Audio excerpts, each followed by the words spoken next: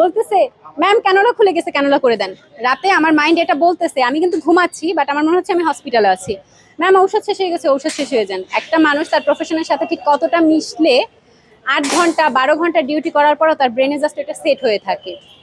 আমি জানি, শোনেন, এটা শুধু টিচারদের আন্দোলন না, জুলাই আন্দোলনে অনেক অনেক কাহিনী হয়েছে।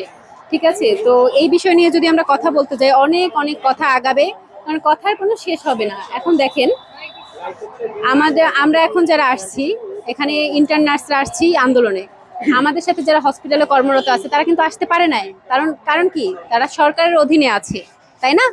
এখন তারা যদি সেখান থেকে কর্মবিরতি দিয়ে চলে আসে, তাদের একটা কৈফিয়ত দিতে হবে। মানে হচ্ছে যে তারাও এখন একটা কিছুর আন্ডারে আছে, তাই না?